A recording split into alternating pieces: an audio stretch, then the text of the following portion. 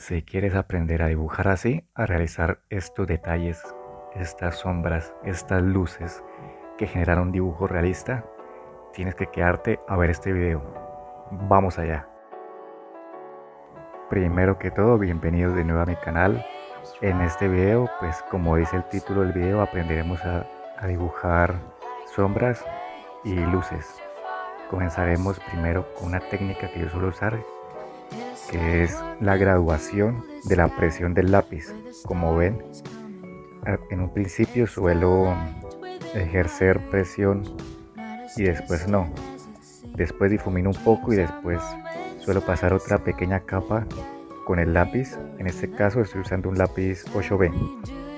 Después defino dónde irá la luz, en qué sitio se proyectará la luz y por ende en qué sitio se va a proyectar la sombra.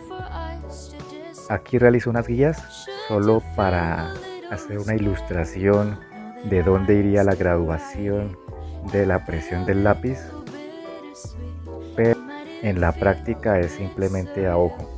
Así que comienzo a realizar los trazos con mayor presión al papel.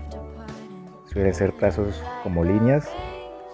Como ven, me guío con las líneas guías que tracé al principio y aquí ya comienzo a disminuir la presión del lápiz. Con eso genero un efecto tridimensional en el dibujo.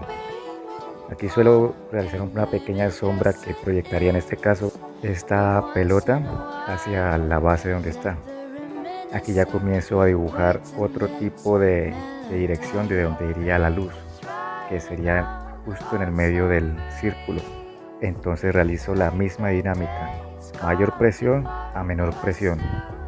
En este pequeño ejemplo lo que realizaré es unos pequeños trazos circulares menos ordenados y un poco más aleatorios. Como ven en este ejemplo, al principio también comienzo con mayor presión y voy disminuyendo un poco más esa presión del lápiz para que genere un degradado un poco limpio.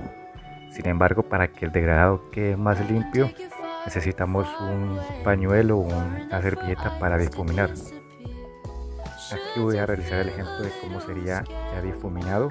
Comenzamos a difuminar primero las partes más claras para que no se manche tanto en un principio la servilleta, y después ya comenzamos a difuminar también las zonas más oscuras, las zonas de sombra. Después paso otra pequeña capa con el mismo lápiz en las zonas oscuras para que genere un poco más de fuerza, porque al difuminar se pierde un poco de color, de fuerza, de oscuridad.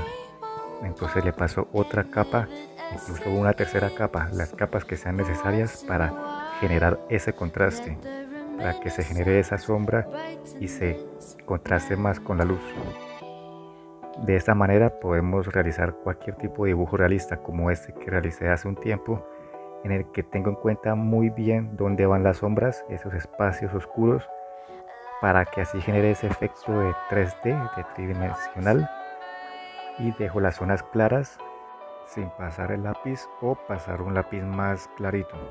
De este modo manejamos diferentes tipos y tonalidades de grises y así generar un dibujo realista. Si les gustó el video, no olviden darle like y suscribirse al canal. Nos vemos en la próxima. Hasta luego.